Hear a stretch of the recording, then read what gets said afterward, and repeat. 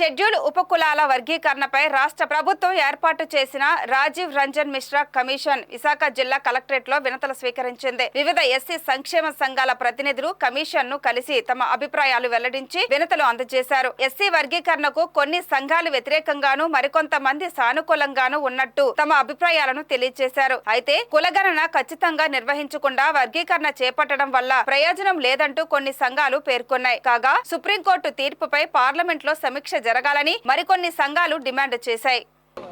రవిసిద్ధార్థ వ్యవస్థాపక అధ్యక్షులు భీమసేన భారత న్యాయస్థానం సుప్రీంకోర్టు తీర్పును అనుసరించి ఆంధ్రప్రదేశ్ ప్రభుత్వం షెడ్యూల్ కులాల మధ్య వర్గీకరణ ఏ విధంగా చేయాలనే అంశం మీద ఏకసభ్య కమిషన్ వేసింది. అందులో భాగంగా ఈరోజు విశాఖ కలెక్టర్ కార్యాలయానికి వచ్చి వారికి రిప్రజెంటేషన్ చేయడం జరిగింది. క్లాసిఫికేషన్ షెడ్యూల్ కులాల మధ్య జరిగే ముందు కులగణన జరపండి. రాష్ట్ర ప్రభుత్వం ఎన్నికలకు ముందే మేము అధికారంలోకి వస్తే జిల్లా వైడిగా క్లాసిఫికేషన్ చేస్తామన్నారు. జిల్లా వైడిగా క్లాసిఫికేషన్ చేస్తే జిల్లా వైడిగా 2024 సంవత్సరంలో భాగంగా కులగణన చెయ్యాలి. ఏ ఉపకులం ఎంతమంది ఉన్నదో తెలియాలి. 59 కులాల్లో 15 కులాలు కనీసం రాజ్యాంగ ఫలాలు అందుకున్నాయి. 41 కులాలు కనీసం కులానికి ఒక్కరు కూడా డిగ్రీ సంపాదించిన విద్యార్థి లేడు, డిగ్రీ చదివిన విద్యార్థి లేడు. కాబట్టి ప్రభుత్వము రాష్ట్ర వ్యాప్తంగా జిల్లా వైడిగా ఉపవర్గీకరణ కులగణన జరిపి అప్పుడు కింద ఉన్నటువంటి ప్రజలకు న్యాయం జరిగేటట్టు చేయాలి. హర్యానా ప్రభుత్వం, తమిళనాడు ప్రభుత్వం పెరిగిన జనాభాకు అనుగుణంగా వాళ్ళ రిజర్వేషన్ శాతాన్ని పెంచింది.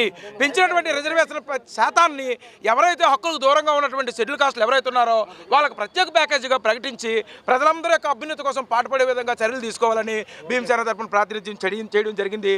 వర్గీకరణ వద్దు, కలిసి ఉంటే ముద్దు అనుకున్నాం. కారణం ఏంటంటే 3000 సంవత్సరాల నుంచి దరిద్రానికి, నష్టానికి, కష్టానికి, తిండికి, బట్టకి, కూడికి, అభివృద్ధికి నోచుకోలేము.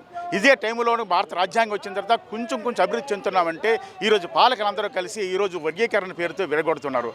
వర్గీకరణ అనేది ఏంటంటే ఆ జాతి అభివృద్ధి చెందాలి. ఆ జాతి ఇంకా ఎస్సీలు అభివృద్ధి చెందలేదు, ఇంకా వెనుకబడే ఉన్నాయి. ఇప్పటికీ అత్యాచారాలు అచ్చులు జరుగుతూనే ఉన్నాయి. కాబట్టి మేమే అంటున్నామంటే ఏదైతే సుప్రీంకోర్టు ఇచ్చిన తీర్పు ఉందో ఆ తీర్పుని పార్లమెంట్లో సమీక్షించాలి.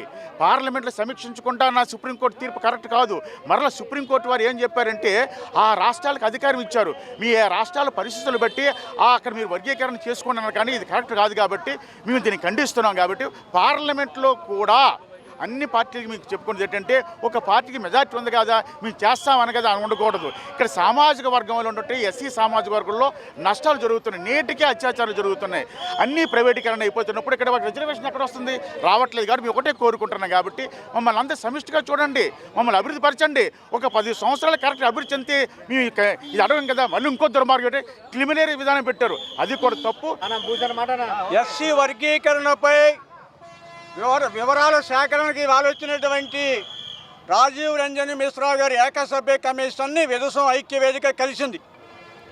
వారి నోటీసుకి ఒక 10 అంశాలను మేము తీసుకెళ్ళాం. నెంబర్ 1, ఈ కమిషనే చెల్లుబాటు కాదు. ఎస్సీలు ప్రధాన పాలసీల మార్పు పట్ల ఏదైనా మార్పులు చేయాలంటే జాతీయ ఎస్సీ కమిషన్ అనుమతి కావాలి. ఆ అనుమతి లేకుండా ఈ కమిషన్ వేసిన రాష్ట్ర ప్రభుత్వం. కాబట్టి మీ కమిషనే ప్రశ్నార్థకం సార్ అని నోటీస్ తీసుకెళ్ళడం జరిగింది. ఇక రెండవ అంశం, ఈ తీర్పులో సుప్రీంకోర్టు న్యాయమూర్తులు 341, 42 ఆర్టికల్ని ఉల్లంఘించారు. ఏదైనా ఎస్సీ సమూహాల్లో మార్పులు తేవాలి అంటే పార్లమెంటులో 2/3 మెజారిటీతో 341 ఆర్టికల్ సవరణ ద్వారా మాత్రమే తేవాలి.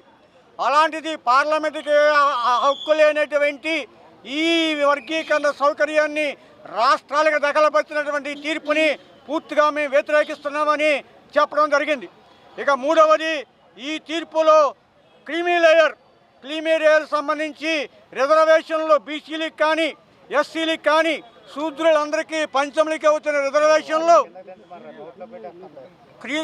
రిజర్వేషన్లన్నీ సామాజిక వెనుకబాటు, అంటరానితనం మూలంతో వచ్చినవి. ఎక్కడా కూడా ఆర్థికపరమైన రిజర్వేషన్లు లేవు. కానీ ఇవాళ ఈ రిజర్వేషన్లకి ఆర్థికము అనేది ఒప్పించి క్రీమీలేయర్ చెప్పారు.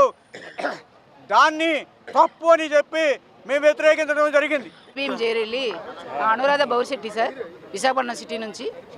సార్ ఈరోజు 1 మ్యాన్ కమిషన్ వారు రావడం వల్ల మాకు చాలా అదృష్టంగా భావిస్తున్నాము. ఎందుకంటే ఎస్సీ వర్గీకరణ చేసిన తర్వాత ఏబీసీలు నిర్ణయించారు సార్. ఏబీసీలో ఏ రెల్లిగా ఉన్నా మాదిగల గుర్తింపులోకి వచ్చారు తప్ప ఎస్సీ ఏలో రెల్లి ఉన్నారన్నది చాలా మందికి తెలియదు. కాబట్టి అది తెలిసే విధానంగా మేము చాలాసార్లు కలెక్టర్ గారికి అధికారులకి మేము రిప్రజెంటేషన్ ఇచ్చాం సార్. దేనికంటే కులంలో రెల్లి కులంలో కుల వృత్తుల పరంగా చేసుకుని వాళ్ళకి విద్య పరంగా ఆర్థిక పరంగా వాళ్ళు వెనకబడి ఉన్నారు సార్. వాళ్ళని గుర్తించి వాళ్ళ జనగణన చేస్తూ వాళ్ళకి రిజర్వేషన్ 1% గతంలో ఇచ్చున్నారు సార్. ఆ 1% నుంచి 5% వరకు పెంచి మాకు వెనకబాటుతనాన్ని దూరం చేసి అందరిలో ఎస్సీ కులాల్లో మేము కూడా ముందున్నట్టుగా గుర్తించాలని కోరుకుంటూ రిప్రజెంటేషన్ ఇచ్చాం సార్ ఈరోజు. సార్ నా పేరు అనురాధ సార్, విశాఖపట్నం సిటీ నుంచి. దయచేసి రెల్లి కులాన్ని గుర్తించి వెనుకబట్టతనాన్ని పోగొట్టాలని, అంటరానితనాన్ని పోగొట్టాలని ఎస్సీ రిజర్వేషన్ ఇవ్వడం వల్ల దాంట్లో ఏగా గుర్తించిన రెల్లీల్ని ఏ కనబడేది ముందు ఉండేది రెల్లి, కానీ మేము వెనుకబడి ఉన్నాం సార్. బి మాదిగా, సి మాల, కొంత అంటే ఆర్థికంగా పొలిటికల్లో కూడా ఆఫీసర్ క్యాడర్స్లో కూడా వాళ్ళే ఉన్నారు సార్. రెల్లి క్యాస్ట్లో చాలా తక్కువ సార్, 100లో ఒక్కరు ఉండడం చాలా కష్టం సార్. కానీ ఆ రెల్లి కులాన్ని గుర్తించి మమ్మల్ని ముందుకు తీసుకొని వస్తారని, మా అభివృద్ధికి చేయూతనిస్తారని కోరుతున్నాం సార్. నమస్తే సోదరులకు నమస్కారం అండి. నా పేరు ఫోటో కొడతారన్న.